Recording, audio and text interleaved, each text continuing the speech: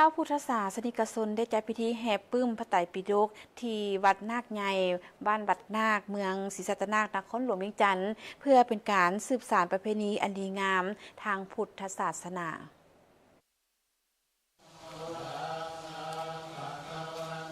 พิธีแห่ปึ้มพระไตรปิฎกที่วัดนาคใหญ่บ้านวัดนาคเมืองศรีสัตนครหลวงเวียงจันทร์ได้จัดขึ้นในวันที่2 กุมภาพันธ์ 2026ให้เกียรติเข้าแห่ปึ้มพระไตรปิฎกมีพระอาจารย์ใหญ่สอนนิมแก้วนามประธานองค์การพุทธศาสนาสัมพันธ์เมืองศรีสัตนาคพร้อมพระสงฆ์สามเณรทานทินกรทองคำคณะกรรมการปกครองเมืองศรีสัตนาคพร้อมอำนาจการปกครองบ้านและมวลชนเข้าร่วมพิธีด้วยความเลื่อมใสพระอาจารย์พรสมัยสิมมลีเจ้าอธิการวัดนาคใหญ่ให้ฮู้ว่ากิจกรรมครั้งนี้จัดขึ้นในมื้อที่มีความหมายความสำคัญกงกับวันบุญมาฆบูชาซึ่งเป็นประเพณีทางพุทธศาสนาอันดีงามที่ชาวพุทธเคยปฏิบัติกันมาแต่โบราณกาลซึ่งจะมีพิธีตักบาตรถวายสังฆทานจากนั้นก็จะได้มีพิธีแห่ปึ้มพระไตรปิฎกปึ้มดังกล่าวได้รวมพระพุทธภาษิตและคำสอนอันสูงสุดของสมเด็จพระสัมมาสัมพุทธเจ้าไว้อย่างครบถ้วนมี 84,000 พระธรรมขันธ์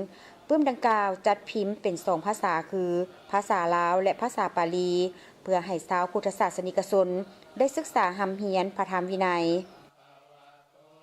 นี้ทางคณะสงฆ์วัดนาคใหญ่พร้อมด้วยออกตนญาติโยมเจ้าภาพเจ้าศรัทธาได้ร่วมกันถวายปึ้มพระไตรปิฎกเป็น2สุด2ฉบับคืออันที่1ภาษาบาลีอันที่2ได้แม่นภาษาลาวไว้ที่วัดนาคใหญ่ฉะนั้นแล้วขออนุโมทนาสาธุนำเจ้าภาพเจ้าศรัทธาที่ได้เสียสละเวลาอันมีคุณค่ามาร่วมในการถวายพระไตรปิฎกในครั้งนี้อาจารย์ในนามต่างนาคณะสงฆ์ในนามเจ้าอธิการวัดนาคใหญ่ขอ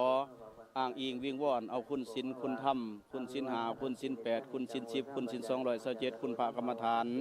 จงนำคำสู้อยู่นุนปกปักรักษาเจ้าภาพเจ้าศรัทธาพุทธศาสนิกชนทั้งหลายที่มีจิตมีศรัทธาจงมีความสุขความเจริญปราศจากโรคภัยไข้เจ็บหายเคราะห์หายเข็ญหายบาปหายเวรหายพยาธิโรคาด้วยเถิดสาธุปึ้มพระไตรปิฎกแม่นประเพณีอันดีงามทางพุทธศาสนาที่สืบทอดกันมาแต่โบราณเพื่อแสดงความเคารพนับถือต่อพระธรรมคำสั่งสอนของพระสัมมาสัมพุทธเจ้าและเป็นการปลูกฝังจิตสำนึกให้พุทธศาสนิกชน